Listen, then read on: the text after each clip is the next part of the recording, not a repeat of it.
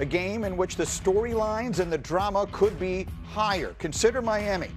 Started its run by going to College Station after being the last team to get into this playoff, even though they weren't positioned as the last one. Certainly the big surprise when they edge out Notre Dame to get in. Then they upset Texas A&M. Then they knock off Ohio State. They're the first double-digit seed to make it to college football's Final Four. And now they take on Miami, the Ole Miss, I should say, the Rebels' path, which started with Lane Kiffin leaving for LSU. 20 days later, under the new head coach, Pete Golding, they beat Tulane. Then last Thursday, they upset the number 3 team in the country, Georgia. Ole Miss now a 3.5-point underdog to Miami, and their coaching situation is in limbo as they get set to head to Arizona for the Fiesta Bowl here. And so the timing of this could not be better, because just as we speak this morning, Heather Dinich, who joins us along with Paul and Greg again, has brand new information. I saw your story on ESPN.com just minutes ago regarding the coaching situation at Ole Miss for Thursday's game. People will remember Lane Kiffin took his staff. Some have been doing double duty. Some have not been allowed to.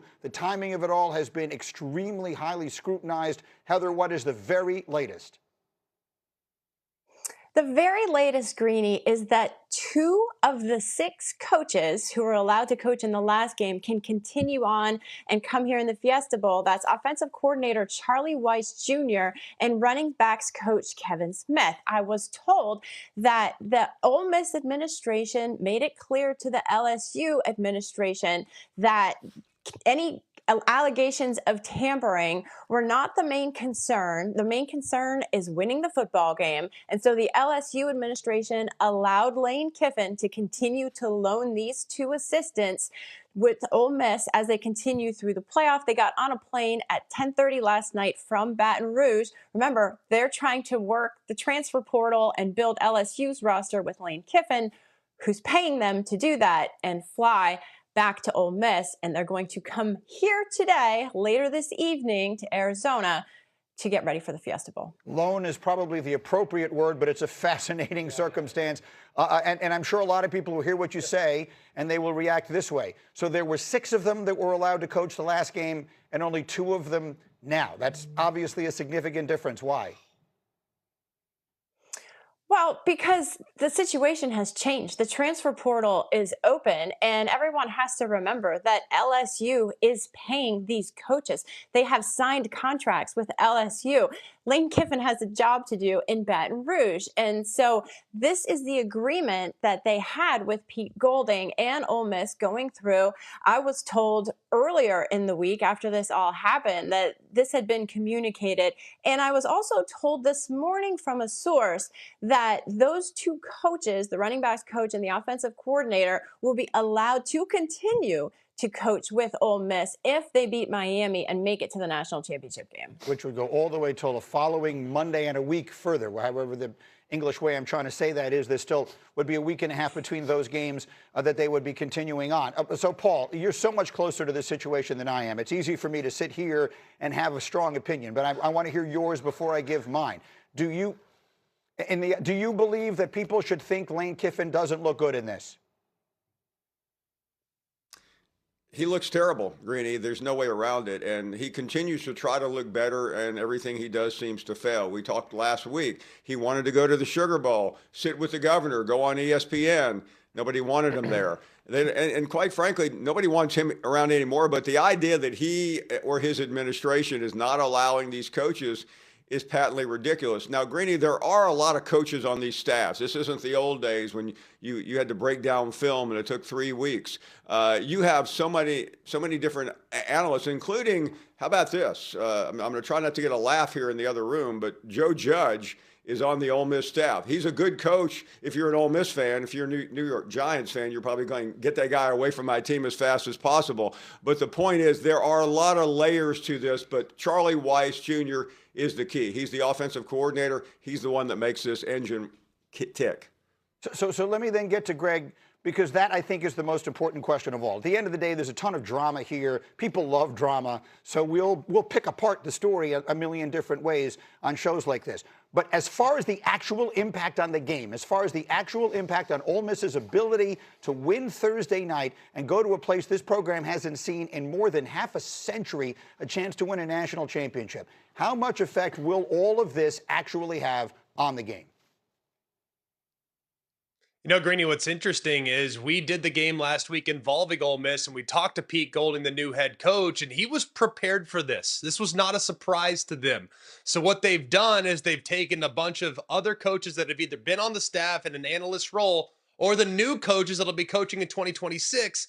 They've actually been sitting in meetings with the departing coaches. So in the event in which Lane didn't let them coach beyond the Sugar Bowl, they could put that next guy in without any drop off in communication and actually what they're trying to get forth. So the impact on the player will be minimal at best.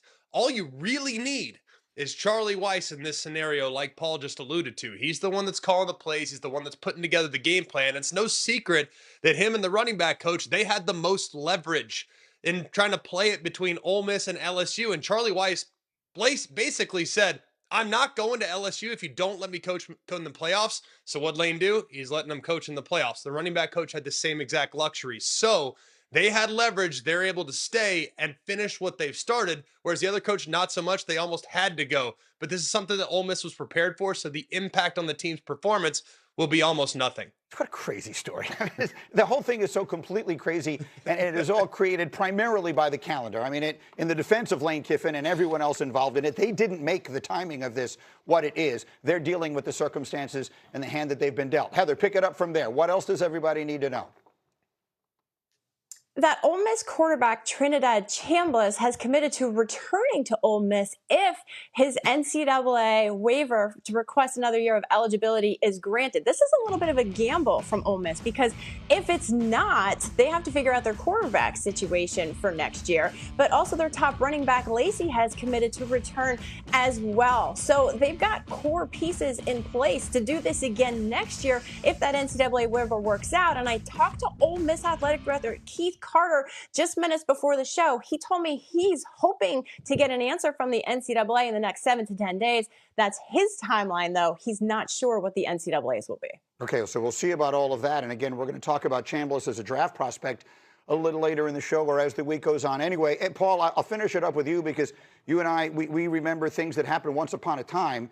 And I remember Steve Fisher stepping in for Bill Frieder at the University of Michigan. Obviously, that was a basketball situation, not a football situation, but stepping in when Frieder was leaving to take another job. And Bo Schembechler, who was the AD at that point, said a Michigan man is going to coach Michigan. And they went and won the whole damn thing. They won the national championship.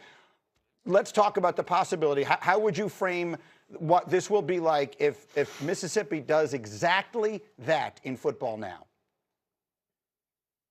Well, what's so interesting here is that was different because Lane Kiffin left Ole Miss for one reason.